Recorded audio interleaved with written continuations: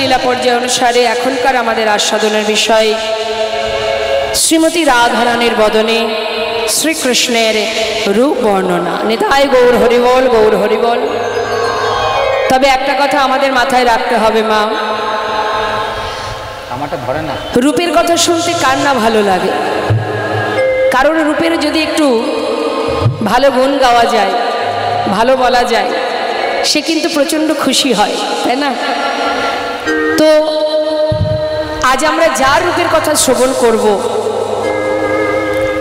যাকে কখনো চোখেই দেখিনি, শুধু তার কথা শোনার জন্য এত সাধুগুরু বৈষ্ণব একত্রিত হয়ে এত গরমের মধ্যে দিয়েও প্রকৃতির কোনো কিছুর ভয় না করে, সব কিছু উপেক্ষা করে শুধুমাত্র কৃষ্ণ কথায় নিজেকে ব্রতী রাখার জন্য, নাম শ্রবণ করার জন্য, লীলা কথা শ্রবণের জন্য আপনারা অধীর আগ্রহ নিয়ে বসে আছেন। একেই তো বলে প্রকৃত ভগবানের প্রতি ভক্তের প্রেম, শুদ্ধ প্রেম। ভগবানের কথা শ্রবণ করতে আসে তারাই যারা ভগবানকে ভালোবাসেন, ভক্ত যারা, যারা তার ভক্ত হতে পেরেছে।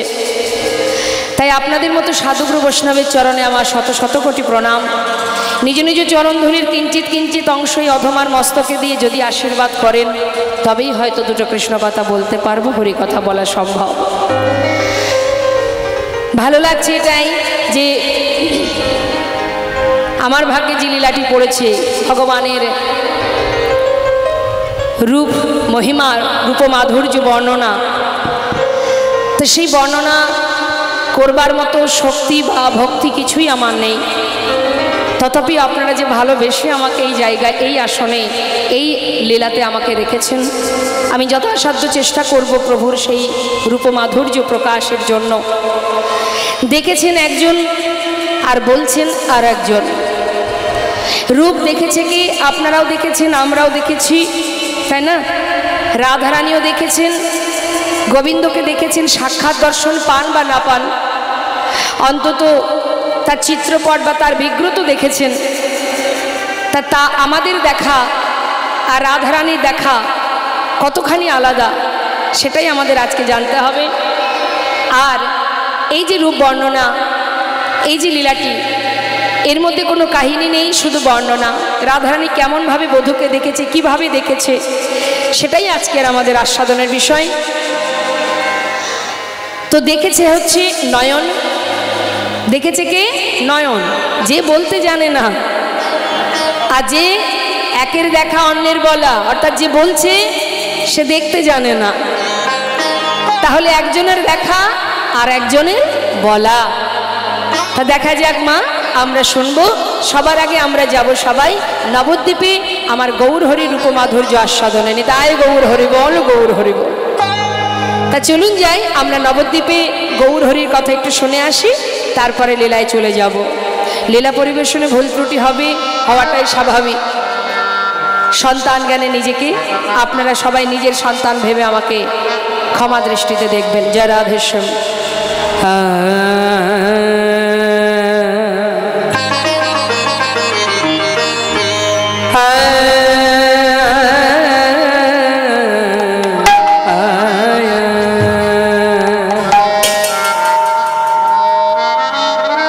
কিবা মধু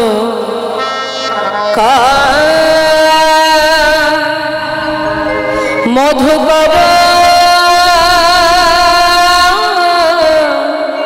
রঞ্জিত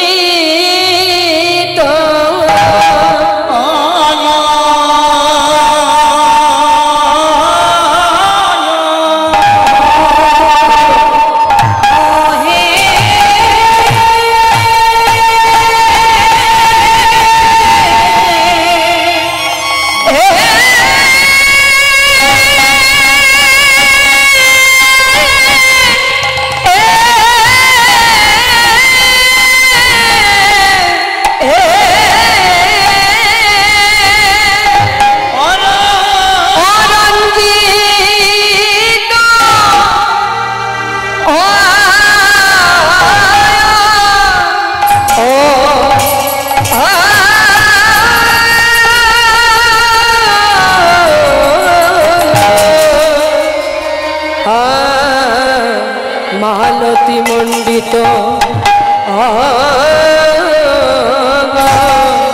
আহা মরি মরি যায় রে রূপে বলে হরি হরি মধু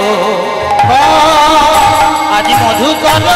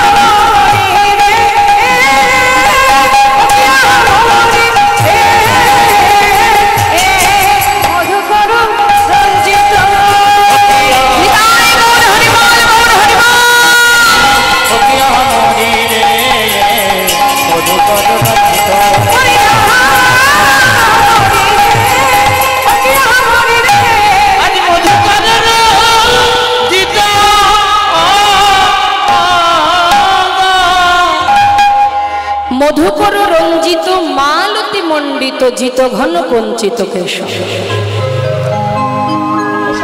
বাক্যটা খুব খটখটে, তাই না মা?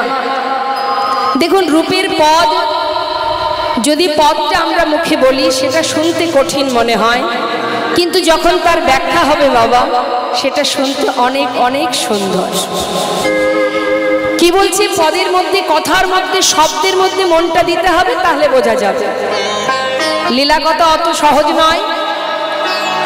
যদি চিত্তটাকে স্থির করা যায় তবেই বোঝা যাবে। এটা তো আর অন্য কিছু নয়, এটা সেই অপ্রাকৃত জগতের লীলা। তার কথা বর্ণনা করা, যাকে চোখে দেখিনি তার কথা বলা কি সহজ ব্যাপার? বাবা, একটা দোকান থেকে মিষ্টি খেয়ে এসে যদি আপনাকে আমি বলি যে অমুক দোকান থেকে একটা মিষ্টি খেলাম, সেটা যে কি সুস্বাদু, সে আমি আপনাকে বোঝাতে পারছি না। আপনি হয়তো তখন বলবেন, তুমি খেয়ে তুমি যদি বোঝাতে না পারো, আমি তো ভাই খাইনি, তাহলে আমি কি করে বলবো? নিতাই গৌর। তাহলে যিনি সদা সর্বদাই ভগবানের কাছে থেকে, পাশে থেকে সাক্ষাৎ লীলা দর্শন করে পদাবলী লিখেছেন, তিনি বলছেন আমার সাধন হলো না, ভজন হলো না, আমার ভালোবাসা হলো না, তার ডাকা হলো না, আর আমি যাকে চোখে দেখিনি তার কথা বলা কি সহজ ব্যাপার না? কিন্তু তথাপিও সাধুগুরু বৈষ্ণবের কৃপা হলে অসাধ্য সাধন হয়। তাই আপনাদের কাছে আমার বিনীতভাবে নিবেদন, স্থির মনে ধীর স্থির চিত্তে আস্বাদন করতে হবে।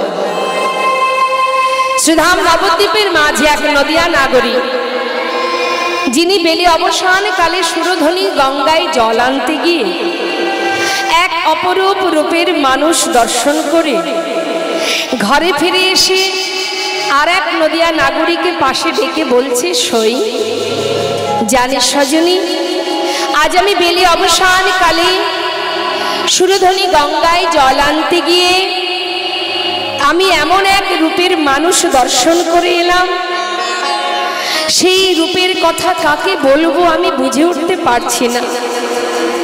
তবে আমার মনে হলো আমি তোর কাছে বলবো, তুই একটু শুনবি। দ্বিতীয় নাগরী মনে মনে ভাবছে, বাবা, যে আমিও তো গিয়েছিলাম জল আনতে, আমিও এক রূপের মানুষ দেখে এসেছি, তাহলে এক কাজ করা যায়, ও আগে বলুক, ওর কথাটা শুনবো, আর আমার দেখাটা এক হয় কি না সেটা মিলিয়ে দেখবো। হরি বল। এখন প্রথম নাগরী বলছে মা, আর দ্বিতীয় নাগরী পাশে বসে বসে শুনছে আর মেলাচ্ছে তার দেখাটা। তো কি বলছে প্রথম নাগরী? শুনুন, পদাবলীর দিকে মন দিতে হবে। কি বলছে?